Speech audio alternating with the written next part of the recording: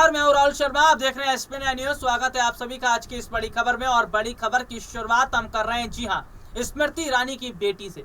स्मृति ईरानी की बेटी का काला चिट्ठा सामने आया। जी हां, काला चिट्ठा कैसे सामने आया, बाकायदा दिखाया गया है।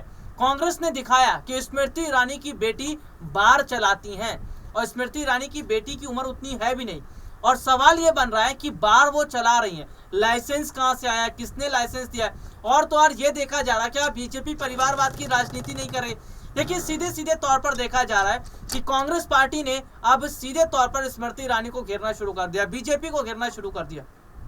बीजेपी जो एक आदर्शवादी छवि को लेकर घूम रही है, स्मृति ईरानी जो अपनी आदर्शवादी छवि को लेकर घूम रही है। देखिए, सीधे तौर पर देखा जा रहा है कि लोगों की प्रतिक्रिया सामने आई, लोगों के क्या कमेंट है। लोग ये कह रहे हैं स्मृति ईरानी की बेटी का जो बार है, उस बार का नाम होना चाहिए तुलसी तेरे बार की।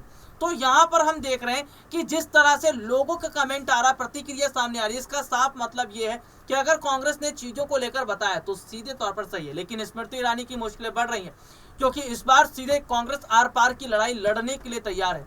हालांकि स्मृति ईरानी ने जो चुनौतियां दी हैं उसको कांग्रेस ने एक्सेप्ट कर लिया और कांग्रेस ने कहा कि मुंहतोड़ जवाब दिया जाएगा स्मृति ईरानी को। तो सीधे तौर पर आप देख लीजिए कि जो स्मृति ईरानी कांग्रेस पर गलत टिप्पणियां करती थी, कांग्रेस पर अभद्र तरीके से बात किया करती थी, राहुल प्रियंका को लेकर बात करती थी, लेकिन आज जब उनकी बेटी पर बात आ रही है तो किस तरह से चीख चिल्ला रही है। हालांकि अगर बात करें तो मैं लगातार अपने दर्शकों को वो ट्वीट्स वगैरह दिखा ही रहा हूं कि किस तरह से स्मृति ईरानी की बेटी का काला सच सामने आ गया है। स्मृति ईरानी अपनी बेटी का बचाव कर रही है। स्मृति ईरानी कह रही है उनकी बेटी पढ़ाई करती है, उनकी बेटी जो है वो तो कॉलेज में स्टूडेंट है। अगर कॉलेज में स्टूडेंट है तो बार का जो है कैसे उन्हें लाइसेंस मिला है, बार कैसे चला रही थी। देखिए, सीधे तौर पर आज हम देख रहे हैं कि बीजेपी अंदर खाने केवल और केवल मिलावटी काम कर रही है। प्रधानमंत्री नरेंद्र मोदी जो कह रहे थे कि ना खाऊंगा ना खाने दूंगा, आज देखिए, आज बीजेपी में तमाम ऐसे मंत्री जो लोग हैं वो खा भी रहे हैं और खिला भी रहे हैं, और हम देख रहे हैं कि सरकार उन्हें खा भी खिलवा रही है।